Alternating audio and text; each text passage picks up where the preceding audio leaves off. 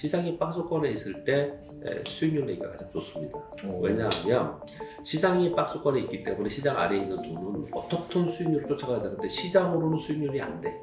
그러면 수익률을 승부를 걸어야 됩니다. 그래서 이루어지는 거거든요.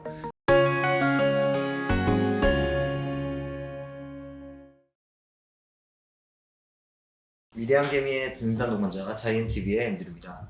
오늘은 저희 채널에 특별한 손님을 한 분 모셨는데 교보증권의 박병창 부장님이십니다. 네, 안녕하십니까. 제가 교보증권 영업부에 근무하는 박병창입니다. 네, 이 연말인 만큼 오늘 방송도 아무래도 이 연말 이 한 해를 좀 마무리하는 의미에서 올해 한 해가 좀 어땠고 내년에 또 어떨지 이런 전망들에 대해서 좀 알아볼 시간을 가지려고 하는데요. 사실 올해 한 해가 좀 개미들 입장에서 굉장히 힘든 해였죠. 우리나라 코스피나 이런 걸 봤을 때. 뭐 1월에 고점을 찍고 내려왔죠. 그리고 다시 한번 또 고점을 찍고 그렇게 움직였는데요. 사실 연간으로 봤을 때 한 플러스 4% 정도 되는 것 같아요. 연간 상승률이요. 그런데 올해가 힘들었다고 하면 주의하기는 힘들죠. 저는 뭐 올해 여러 시장을 경험했기 때문에 이렇게 뭐 웃으면서 말씀드릴지 모르겠지만은 뭐 각자 개인차가 있을 수도 있습니다. 그러나 올해 전반적으로 볼 때 지수 자체가 내리 하락하는 시장이었냐? 아니었습니다. 박스권이었고요. 그리고 올해 수익률을 낼 수 있는 섹터나 종목이 없었냐? 그렇지도 않았습니다. 그렇기 때문에 올해는 힘든 장이라고 생각하시면 안 되고요. 작년에 비교해서 올해가 좀 더 수익률이 좋지 않았고 투자하기 좀 까다로운 시장이었다. 그렇게 보시는 게 어떤가 저는 그렇게 생각합니다. 네, 작년이 워낙 또 장이 많이 올랐었기 때문에 작년에 비해서는 좀 체감했을 때 안 좋다고 느꼈을 수도 있겠지만 분명히 또 수익을 거둘 수 있는 섹터도 있던 장이었다는 그런 말씀이었고요. 그렇다면 내년은 어떨까요? 좀 박스권을 유지한다고 봐야 될까요? 박스권에 있을 가능성이 상당히 높다라고 저는 생각을 하고 있는데요. 뭐 제 개인적인 생각보다 여러 가지들 자료들 보고서 좀 말씀을 드려보겠습니다. 첫 번째, 지금 여러분 포털에 보시면요, 우리 그 리서치센터에서 나오는 자료들이 있어요. 그럼 내년도 전망을 보면은 제일 밑에 최저를 한 뭐 2,760, 2,800 정도로 많이 보고요. 위로는 한 3,400 정도, 또 많이 보는데 3,600. 그럼 여러분 보시면은 2,800에서 3,600이면 너무 크잖아요. 800포인트나 있잖아요. 그것을 뭐 전망이냐 이렇게 얘기하는 분들이 상당히 많이 있죠. 근데 그렇게 얘기하는 근거는 뭐냐면요. 올해 코스피의 순이익이 175조 정도 됩니다. 근데 내년도에 약간 성장률이 둔화된다는 거예요. 마이너스로 가는 거예요. 거꾸로 가는 건 아니고, 절대 수치가 가는 건 아니고, 175조, 180조, 뭐, 높게 보는데 190조 그렇게 봐요. 그러면 그냥 생각에 감으로 지수를 얘기하는 건 아니고요. 순이익의 멀티플, 시장 전체 PER, 멀티플을 곱하고, 거기에 이제 환율에 따라서 좀 더 위로 올라가냐, 내려가느냐, 이렇게 구하죠. 그렇게 봤을 때 한 2,800포인트에서 3,400포인트가 계산이 나오는 거고요. 그 사이에 보면 우리는 항상 직접 투자하는 사람들은 항상 보조적으로 생각을 해야 돼요. 그래서 거기서 언더슈팅 아래로 빠질 수도 있고 또 예상보다 오를 수도 있고 그렇습니다. 그렇지만 중심값은 항상 놓고 봐야 되거든요. 그럼 2,800에서 3,400 정도 중심값을 보면 한 600포인트 중심값 보면 3,000, 3,100 이 정도 되잖아요. 그러니 전반적으로 3,000포인트 전후에서 등락했구나. 이렇게 그냥 시황을 딱 맞추지 못해요. 항상 틀렸습니다. 예상보다 더 많이 빠지고 예상보다 많이 오르고 그래요. 그러면 어느 정도의 시황관을 보고 있고 시장이 어느 정도 움직이는가 이 정도 우리가 러프하게 보는 게 개인 투자자 입장에서 괜찮지 않나 생각을 하고 있고요. 두 번째로 여러분 포털 보시면요. 증권사 리서치센터가 아닌 직접 운영하는 운영사들의 CIO 분들이 9분이 내년도 전망을 하신 분 보면요. 정말 우습게도 내년에는 그냥 3,000포인트 전후로 왔다 갔다 할 거다. 뭐 이런 얘기들을 많이 하고 있습니다. 그리고 이제 저는 과거의 흐름을 가지고 얘기를 좀 드릴 건데요. 우리가 외환위기를 겪고 나서요. 그리고 나서 277 갔다가 다시 바이아웃으로 1000포인트 갔다 500포인트 왔다 갔다 했다가 다시 한번 올라섰습니다. 그런데 항상 비정상적인 하락이 있는 경우에는 정상으로 되돌아오려는 속성을 갖고 있죠. 아래로도 그렇지만 위로도 그래요. 위로도 비정상적으로 오르면 정상적으로 회귀하는 흐름이 나타나는 것이고 또 아래로 비정상적인 흐름이 나타나면 다시 올라오는 특성을 보이죠. 그래서 외환위기 때 277 갔다 곧바로 1000포인트 갔어요. 그리고 나서 꽤 오랫동안 박스권에 있다가 2007년도 돼서 2000포인트를 한번 넘었어요. 그리고 나서 그 다음에 뭐가 맞았죠? 글로벌 금융위기로 그렇죠. 맞았습니다. 네. 근데 2000포인트 위에 있다가 또 892포인트인가 900포인트 아래로 또 떨어졌어요. 그래서 또 곧바로 또 다시 2000포인트 왔어요. 그리고 나서 또 오랫동안 한 6, 7년 동안 박스권에 있었습니다. 그리고 2017년도에 다시 고점을 찍었습니다. 그때가 2607포인트가 다시 한번 2600포인트까지 갔었고요. 그리고 흐름이 있다가 또 팬데믹 맞으면서 작년에 1439까지 간 거예요. 1439포인트에서 3300포인트까지 올라온 거잖아요, 시장이. 맞습니다. 그럼 두 이상. 빠질 때도 비정상적으로 빠졌을 때는 회귀하는 반등이 강하게 나타났었고요. 그리고 박스권에 있었고요. 또 비정상적으로 오르면은 내려와가지고 박스권에 있었고 그랬거든요. 그러면 작년에 팬데믹으로 인해서 연준에서 글로벌 금융위기 때도 1.5조 달러 정도 돈을 뿌렸는데 요번에 7조 달러에 지금 연준의 대차단표에 자산이 지금 있다는 얘기는 그만큼 돈을 뿌렸다는 거지 않습니까? 그런 유동성으로 인해서 이만큼 올라온 거예요. 그러면 이거는 팬데믹으로 인해서 돈을 뿌렸고 돈에 의해서 비정상적인 팬데믹 하락이 있었고 비정상적인 상승이 있었다는 거잖아요. 그러면 되돌림으로 내려오는 부분은 분명히 있어야겠죠. 그러니 이제 시장이 한 3,000포인트 내려와서 여기서 왔다 갔다 하고 있는 거예요. 그러니까 과거의 흐름의 경험상으로 보더라도 여기서 그냥 왔다 갔다 할 가능성이 상당히 높아요. 왜냐하면 주가가 여기서 많이 오르기 위해서는 글로벌 경기가 막 좋아지면서 기업이익이 정말로 좋아지면서 올해 175조인데 내년에 막 200조를 넘어 210조, 220조인데 그러면 시장이 또 올라갈 수 있지만 지금 그렇게 전망하지 않거든요. 그러면 위로 올라갈 모멘텀이 강하지 않은 거잖아요. 그럼 반대로 내년에 폭락한다고 얘기하는 분도 많이 있는데 아래로 많이 빠질 거냐라고 봤을 때 그러면 기업의 이익이 뭐 내년에는 뭐 150조 이렇게 내려가느냐 이런 부분도 아닙니다. 지금 단지 유동성이 회수되는 것 때문에 그 충격으로 인해서 이머징 마켓이 위험하지 않겠냐 이렇게만 얘기를 하고 있는 거거든요. 그런데 유동성 회수의 부분도 잠깐 언급을 드리면 과도한 인플레이션, 물가 상승률 때문에 그것을 잡기 위해서 지금 긴축으로 가는 거거든요. 그것이 안정화되면 긴축의 속도는 동반해서 다 늦어질 가능성이 훨씬 더 높습니다. 그렇게 본다면 위로도 강력한 모멘텀이 없고 아래로도 뭐 그런 부분이 좀 없어요. 그렇다면 시장은 갇혀있을 수밖에 없는 거거든요. 전반적으로 그냥 편하게 여러분하고 똑같이 저는 애널리스트가 아니에요, 여러분. 그냥 투자하는 투자자입니다. 투자자 입장에서 생각해 봤을 때 항상 기준은 정해야 되지만 그 기준을 양극단을 놓지 않고 어떤 시나리오를 가지고 생각을 해야 되고 그 시나리오가 어느 정도인가라고 판단해 보시면은 내년에는 그냥 시장이 전반적으로 노이즈에 의해서 변동성은 있으면서 위로 갔다 아래로 갔다 이렇게 변동성은 있으면서 박스권에 있지 않을까라고 아예 생각을 하고 그리고 투자를 하시면 그 안에서 내가 어떤 투자 전략을 가져갈 것인가가 결정되지 않을까 그렇게 생각합니다.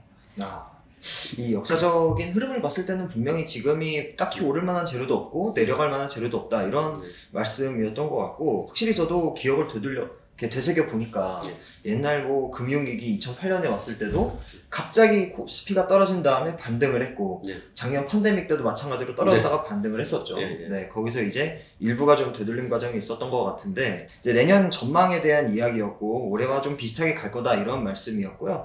그 이유는 뭐 코스피가 크게 오를 만큼 기업들의 실적이 뭐 좋아질 것도 아니고 그렇다고 해서 막 확 떨어질 만한 뭐 악재가 있는 것도 아니고 유동성을 지금 회수한다고는 하지만 그 물가를 잡기 위함이고 뭐 그걸로 인해서 갑자기 뭐 주가가 영향을 받기도 또 이렇게 그런 시각들이 많기 때문에 뭐 올해하고 내년이 좀 비슷하게 가지 않을까 뭐 이런 관측이 있다는 말씀이었습니다.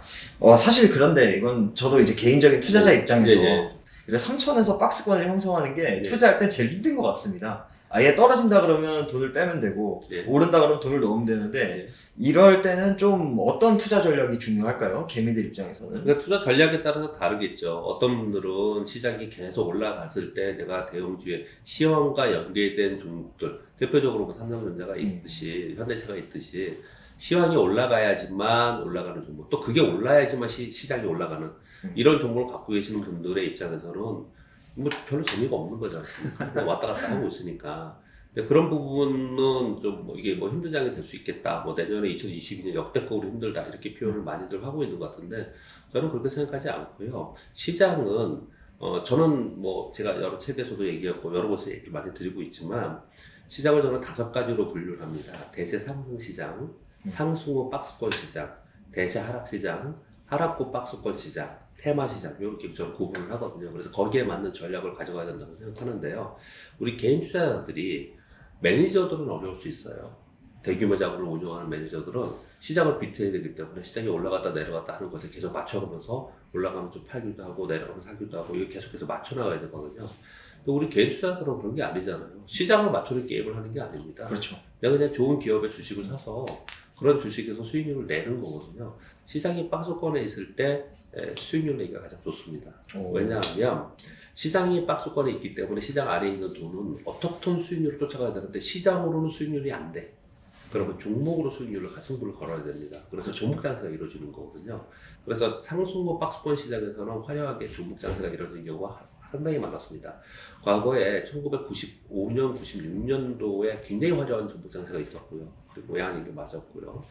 그리고 2004년부터 2007년도까지 제조업이 올랐고, 뭐 예를 들어서 2011년서부터 2016년도까지 코스피가 박스권에 있었거든요. 근데 여러분 2015년도, 16년도에 코스닥은 급등했었습니다. 왜냐하면 종목 장세가 일어나기 때문에 그런 일이 벌어지는 거예요. 그래서 코스피 시장이 안 좋게 계속 빠지면 종목도 없어요. 시황이 빠져버리면.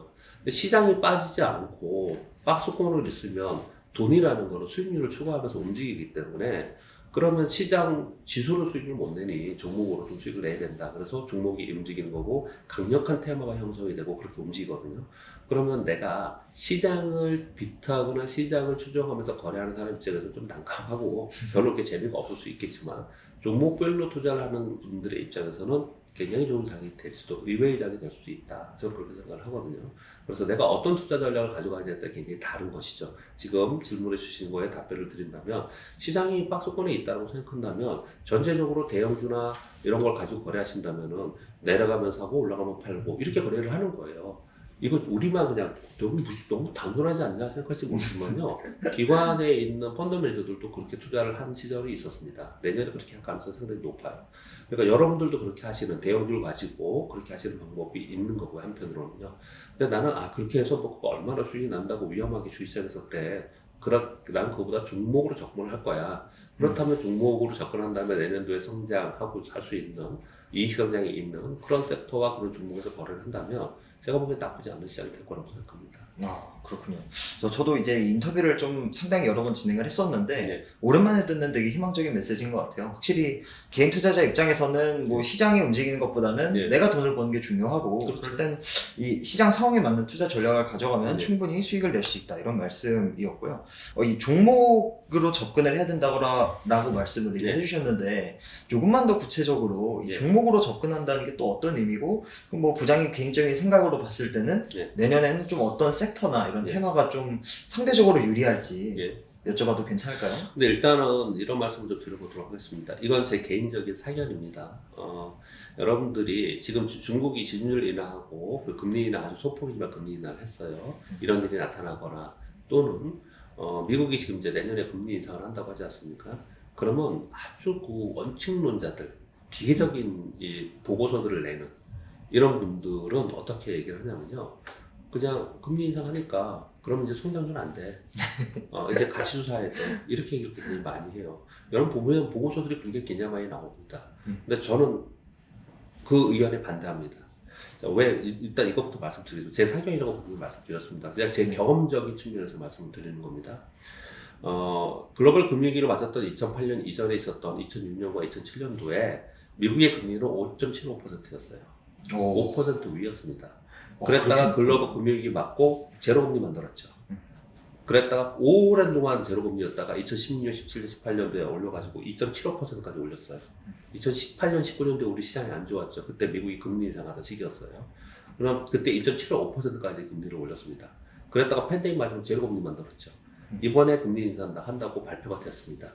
이번에 파월 의장이 발표한 것은 금리 인상한다는 것은 분명히 시장의 악재예요. 그러나 이번 발표 내용은 상당히 저는 시장에 안정감을 줬고 호재성 제로로 받아들일 거라고 저는 생각합니다. 왜냐?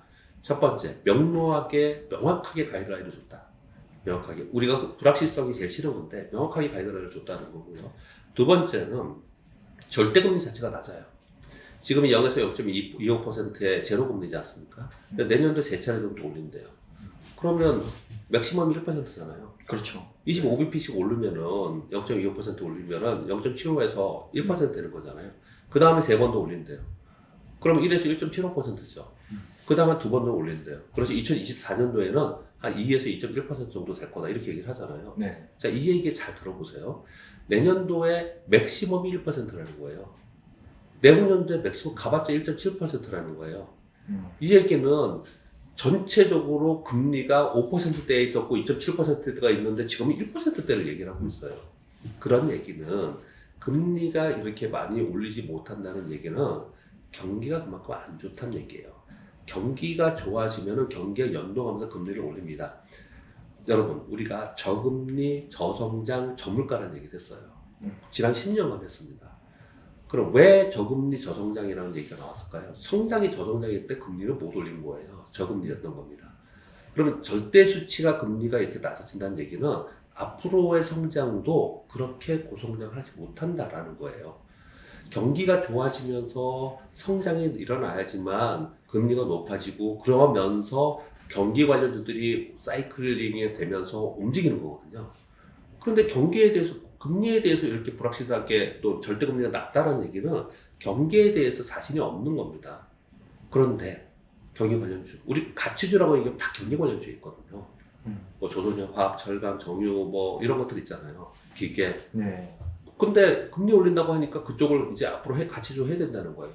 저는 그렇게 생각하지 않습니다. 그래서 성장이 낮아져 있는 거기 때문에 금리 절대 수준이 낮은 거고, 그러면 저성장의 시대에 살면서 성장할 수 있는 섹터에서 계속 투자를 해야 된다. 저는 그렇게 말씀드리고 있는 거고요.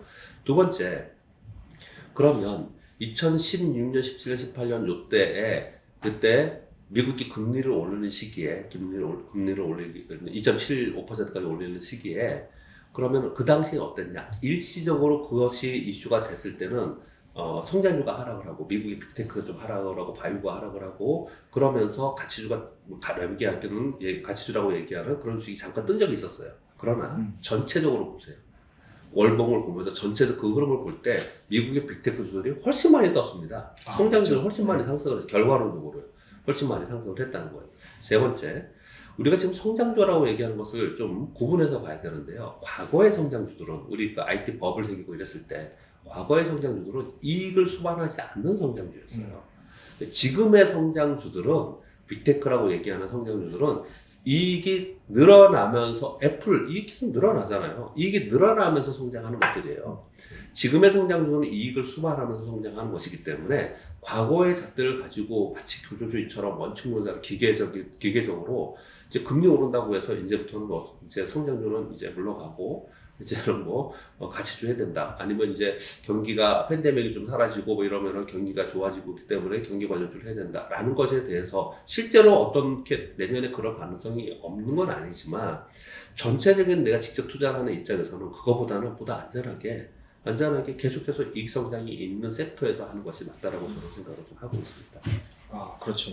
이게 과거의 성장주라고 하면은 이 IT 버블 때나 이럴 때는 되게 이익은 없는데 뭔가 앞으로 잘 될 것 같은 기업들이 성장주로 분류가 됐는데 요즘 뭐 성장 배당주라는 말이 나올 정도로 이익 성장을 계속하고 실제로 웬만한 가치주보다도 이익을 많이 내는 기업들이 또 성장주로 분류가 되어 있기 때문에 과거와는 상황이 많이 다르고 이제 금리가 뭐 저도 생각을 다시 해보니까 뭐 내년에 3번 올린다는 게 너무 저희가 이 제로금리에 익숙해져 있어서 무서운 거지 과거와 비교했을 때는 절대 높은 수준이 아니네요. 1%예요. 1% 이내에 있으면은 우리가 요번에 금리 한번 인상했으니까 이제 제로금리 시대 끝났다. 우리 뉴스 댓글에 나오잖아요. 나오죠. 1% 아래는 제로금리라고 만약에 우리가 표현을 한다면 우리식으로 미국은 내년도 계속 제로금리예요. 아, 그러네요. 3번 올려봤죠 뭐. 1% 이내에 있는 겁니다. 그냥. 아. 그렇게 생각을 좀 해봐야 되는 거고요. 아까 제가 지금 말씀드린 거에 부연해서 직접적으로 좀 구체적인 설명을 좀 드리면 여러분 삼성전자는 가치주입니까 성장주입니까? 어떤 게? 삼성전자. 삼성전자요? 일반적으로 가치주로 많이 분류를 하죠. 그 삼성전자가 성장 기업이 아니에요?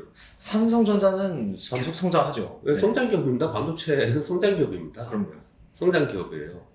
지금 무슨 표현을 드리려고 하는 거냐면요. 시크릿을 자꾸 얘기를 하면서 그쪽에 과거의 굴뚝주들 있잖아요. 자꾸 그쪽을 보는데 그렇게 보지 말고 가치주라고 한다면 예를 들어서 또 하나 더 얘기할까요? 삼성전자는 우리가 거래해야 됩니다. 현대차는 성장주입니까? 가치주입니까?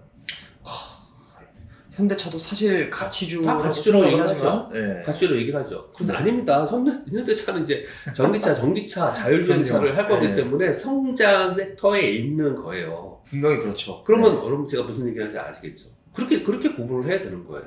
그 답을 그렇게 찾아야지 자꾸 뭐 진짜 말도 안 되게 옛날 굴뚝주들 가지고 뭐 그거 갖고 들고 나오고 그러는데 왜냐면 성장이 멈춰져 있거나 아니면 정체되어 있는데 투자하는 거는 우리 주식 투자에서는 기본 자체가 이런 경우가 그렇죠. 말이 안 맞는 말이 안 거잖아요. 되죠. 말이 안 되는 거죠. 그런 인식을 좀 가졌으면 하는 생각입니다. 아, 그렇군요. 역시 이게 앞으로 계속 성장할 곳에 투자를 하는 게 좀 중요한 것 같고 이 편견이라는 게 좀 무서운 것 같긴 하네요. 네.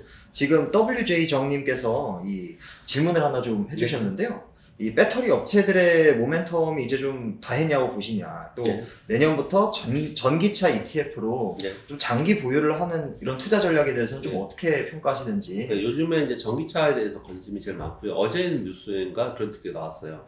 전기차 3사 뭐라고 표현했더라? 뭐 이제 힘이 다 했나? 아, 뭐 이런 거죠. 그리고 소지 업종도 떨어진다. 왜 그런 얘기가 나왔냐면 LG화, SK이노베이션 하는 거 뭐죠? LG화, SK이노베이션, 삼성 삼성 이게 SK 지금 네. 요즘 최근에 많이 떨어졌어요. 맞아요. 한 많이 30% 떨어졌어요. 많이 떨어졌고요. 그리고 소재 업종들도 요즘에 주춤해요. 소재는 계속 좋았었거든요. 에코브로비엠이나 LN 이런 거 좋았는데 걔네들이 좋았던 거는 MSCI에 들어 편입된다는 내용도 있었지만 소재는 완성품이 아니고 우리나라만 얘기하면 전 세계 소재에 다 수출을 하기 때문에 소재가 더 좋았던 건데 요즘은 좀 주춤했거든요. 자, 그럼 말씀을 드릴게요. 저는 전기차는 이제 성장 기업이 성장 섹터가 아니라고 생각합니다. 그러니까 사양 산업이라고 표현하는 거 아니고 여러분 오해하지 마시고요. 왜 우리가 산업 사이클이라는 게 있어요. 기업의 라이프 사이클이라는 게 있어요. 처음에 뭐라고 그러냐면 태동기, 유아기를 지나서 그 다음에 뭐 소년기 지나서 청년기 지나서 이제 장년기로 가서 성숙기업에 들어간다 이렇게 표현을 많이 하거든요. 근데 이 전기차는 옛날에 이제 유아기를 지나서 이제 막 급성장하는 그런 시기가 지나왔어요. 얘네들은 이미 지나왔고 이제 누구든지 전기차 산업은 이제 대세 시장이고 고성장하는 산업이라고 모두 다 에브리바디 알고 있지 않습니까? 처음에 몰랐을 때, 긴가민가 했을 때 이럴 때 수익이 급격하게 성장하는 거고요. 기업들이 지금은 모두 다 그런 생각을 하고 있는 거거든요. 그리고 앞으로 2년, 3년 후에 이익을 땡겨다가 기업들이 주가의 반영이 지금 현재 돼 있는 상태란 말이에요. 선반영이 되는 예, 그렇기 때문에 저는 전기차는 어떻게 보냐면 이제 성장 기업의 일종의 저는 어떻게 보냐면 그냥 삼성전자랑 비슷하게 봐야 돼요. 그러니까 삼성전자를 보면 삼성전자가 기업이 나빠서 또는 뭐 고평가돼 가지고 요즘 못 올랐습니까? 요즘 그냥 빠졌어요? 아니에요. 그냥 시황을 탄 겁니다. 반도체 사이클을 탄 거고 시황 사이클을 삼성전자가 탄 거예요. 그렇듯이 저는 똑같이 이 전기차 섹터는 향후에 수년간 뭐 5년, 10년, 2035년까지 전기차로 다 대체한다고 하잖아요. 그리고 2021년이니까 앞으로 14년간 계속 전기차는 늘어나는 거 아닙니까? 그러니까 분명히 대세 사이클은 맞는데 이미 성숙 단계에 상당히 들어가 있는 부분이 있다. 이미 상용화가 되고 있잖아요. 그렇기 때문에 이거는 성숙기업이라고 생각을 하고 예전처럼 막 고성장으로 주가가 막 그냥 막 더블씩 뜨고 이렇게 생각하지 말고 그 흐름에 따라서 전기차는 움직인다. 저는 그렇게 판단하고 있습니다. 전기차가 무조건 성장주다 이렇게 해서 옛날처럼 막 2배, 3배 오르고 이런 편견을 좀 버리고 이제 이것도 이익을 동반하고 실적 기반으로 성장하는 산업이다라고 봐야 된다는 말씀이었고요. 윤정킴님께서 이 저성장 시대에 물가가 계속 오르고 있고 네. 이럴 때는 좀 금 관련 투자를 해야 되는 게 아니냐 네. 뭐 이런 질문을 해주셨는데 어떻게 생각을 하시나요? 주식과는 관계가 없지만 지금 질문 주신 거는요, 사실 저도 고민이 좀 되고요. 그러니까 이렇게 굉장히 저는 좋은 생각이라고 생각을 합니다. 왜 저는 그렇게 생각이 드냐면요. 저는 주식시장에서 오래 있었고, 그리고 저도 나이도 좀 된 편이에요, 주식시장에서는. 그래서 요즘 젊은 친구들은 이런 생각을 안 할 거예요. 지금 질문 주신 거 그런 생각 안 할 건데요. 왜 제가 그런 생각을 하냐면요. 기본적으로, 위험자산 회피의 현상이 나타났을 때, 안전자산으로 갔을 때, 과거에는 대표적으로 금이었지 않습니까? 네. 그런데 한동안 시장에서 전부 다들 뭐라고 그러냐면, 우리를 세뇌시키는 거예요. 금이 아니야. 뭐야? 코인이야. 비트코인이 금의 대체로 될 수가 있어. 이러면서 코인이 안전자산인 것처럼. 네. 안전자산 것처럼 코인으로 많이 돈이 들어가서 코인이 움직이고 그랬어요. 그런데 제가 코인을 폄하하거나 이런 부분은 아니고요. 코인의 앞으로의 확장성은 분명히 있다고 생각합니다. 근데 코인 얘기는 제가 그냥 거기까지만 하고 끝낼게요. 이렇게만 짚고 넘어가겠습니다. 그런데 세상에 변화가 생기면서 사람들의 인식의 변화가 생기면서 뭔가 사실 그게 정답이 아닌데도 우우 가면은 그게 맞는 것처럼 그렇게 행해질 때가 굉장히 많아요. 정말로 진짜 위험이 닥치면은 결국은 금으로 갈 거라고 저는 생각을 해요. 결국 진짜 위험이 닥치면 금으로 갈 거라고 생각을 하거든요. 이거는 심리예요, 심리. 사람들의 심리입니다. 지금은 모두 다들 야 금이 아니야. 그러니까 너도 나도 금이 아니야. 그러니까 야 금이 아닌가 봐. 뭐 이렇게 생각을 하는 건데요. 결국은 금으로 갈 거라고 저는 생각을 하는데 근데 그걸로 정말 큰 수익을 낼 수 있느냐? 이런 부분은 지금 현재 당장은 아니란 말이에요. 그래서 제가 거기에 답변을 드린다면 저는 금을 만약에 투자를 한다면 땅 투자하는 것을 해야 된다고 저는 생각을 해요. 땅 투자하는 뭐 땅을 뭐 급하게 뭐 우리가 그렇죠. 그런 건 아니잖아요. 그리고 뭐 혹시 아파트까지 떨어져도 땅은 그렇지 않잖아요. 금은 그런 개념으로 지금 있지 않았나 이렇게 생각을 좀 하고 있습니다. 아, 그렇군요. 그렇죠. 이 부동산이나 땅 같은 게 내가 올해 사서 내년에 당장 2배 수익 내서 실현한다 이런 개념으로 투자하는 게 아니니까 좀 장기적인 상황에서 그 시각에서 이 약간 안전성을 확보하고자 하면은 금 투자도 괜찮다 이런 말씀이었고 커피향기님께서 이 친환경주에 관련해서 좀 질문을 주셨습니다. 네. OCI라든가 하나솔루션, 두산중공업 이런 데들이 좀 친환경 관련주로 좀 묶이고 있는 것 같은데 이런 그 친환경 섹터에 대해서는 내년 전망을 좀 어떻게 생각하시냐고. 그거 말씀 저 이렇게 드려보겠습니다. 지난 6개월 동안 테마별 수익률을 봤더니 6개월 동안 제일 많이 85% 오른 거 NFT고요. 여러분 테마 얘기하는 겁니다. 여러분 ATS에 보면 테마가 하나 나와요. 그 다음에 메타버스가 수익률이 제일 좋았고요. 그 다음에 2차 전지, 그 다음에 시스템 반도체, 그 다음에 미래차였습니다. 제일 수익률이 올해 안 좋았던 데가 어디냐면 수소경제, 그리고 지금 얘기하시는 신재생에너지, 그 다음에 이커머스 이런 데가 제일 안 좋아요. 얘는 마이너스 수익률이었어요. 이 테마에서요. 이랬거든요. 최근에 1개월 수익률로 보면요. 5G 테크가 제일 수익률이 높았고요. 그 다음에 시스템 반도체고 그 다음에 자율주행이고 그래요. 제가 왜 굳이 이걸 말씀을 드리냐면요. 여러분 생각을 해보세요. 우리 다 아는 거 한번 얘기해 볼게요. 가장 최근에 한 10여 년만 보겠습니다. 2014년, 2015년도에는요. 5년도에는 제약바이오, 화장품 얘네들이 10배씩 났어요. 급등했습니다. 그 테마가 굉장히 강했어요. 그리고 나서 2016년, 17년도에는 또 10배 난 섹터가 있었습니다. 16, 17. 반도체. IT. 2017년도에. 2607%를 찍을 때. IT가 10배씩 났어요, 그때요. 소부장들이요. 그리고 2018년도, 2019년도에는 시장이 계속 떨어졌어요. 2년 동안 굉장히 꽤 많이 떨어졌어요, 그때요. 근데 2018년도에 10배씩 나는, 5배, 10배씩 나는 섹터가 있었냐, 없었냐? 있었습니다. 그때 시장이 떨어지기 때문에 뭐가 떴냐? 그때 남북경주가 떴어요. 2018년도에. 2019년도에 확실하게 10배나 섹터가 있었습니다. 5G 장비주들이 떴습니다. 2020년도에 팬데믹이 있었어요. 근데 10배씩 나는 데가 있었냐? 있었습니다. 있었어요? 이렇게.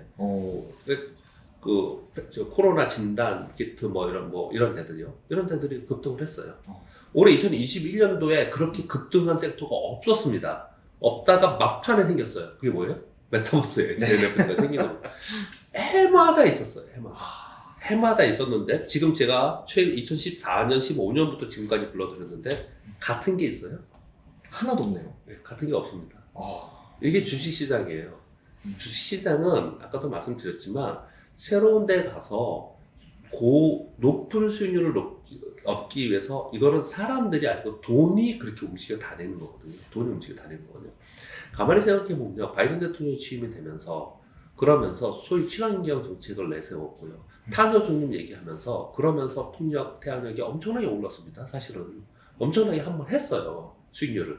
그렇기 때문에 얘들이 쉬고 있는 거거든요. 다시 자기 차례가 올 때까지는 꽤 긴 시간이 필요합니다. 두 가지가 필요해요. 하나는 다시 가격 매실이 생겨야 돼요. 진짜 싸다 이거 진짜. 다시 싸다. 이런 가격 매실이 생겨야 되고 또 하나는 강력한 정책이 다시 나와야 됩니다. 그런데 이 두 가지의 측면에서 볼 때 이 신재생 에너지 쪽은 태양력이든 풍력이든 얘네들 봤을 때 정책적 측면에서 얘들이 그러면 앞으로 기회가 없는 섹터냐? 어떻게 보세요? 있을 것 같은데. 그럼요. 정책적 측면에서 충분히 앞으로는 계속 할 겁니다. 타소주님 얘기할 거고 요즘에 원자력 얘기 나오고 이러기 때문에 이쪽이 더 이제 안 좋은 건데요. 근데 충분히 이것은 분명히 기후변화와 이런 것들 얘기를 하면서 계속해서 얘기를 할 거예요. 전 세계가 글로벌 공조를 할 거란 말이에요. 그러니 다시 올 수 있는 섹터입니다. 분명히. 그런데 이것이 모멘텀으로 작용을 하면서 급하게 오를 수 있는 우리가 원하는 걸 주가 많이 오르기를 원하는 거잖아요. 그러기에는 지금 타임이 아니라는 거예요. 그러니까 지금 질문이 내년에 될 수 있을까라고 하셨는데 그러면 내년도에 경기도 안 좋고 긴축이고 그런데 뭐 우리가 뭐 먹고 살기 좋고 막 돈이 많이 풍부하고 이럴 때 뭔가 새로운 걸 찾는 거잖아요. 근데 그렇게 힘든 만약에 2021년을 얘기한다면 그 상황 속에서 신재생 에너지 얘기하고 이렇게 또 다시 한번 또 여기서 또 할 수 있을까? 아마도 조금 더 시간이 더 걸리지 않을까. 제가 나쁘다라고 이렇게 굉장히 비관적으로 말씀드리는 건 아니고 이거는 시간이 필요한 섹터다. 다시 자기 차례가 올 때까지는 그런 관점으로 좀 봐야 되지 않을까. 저는 그렇게 보고 있습니다.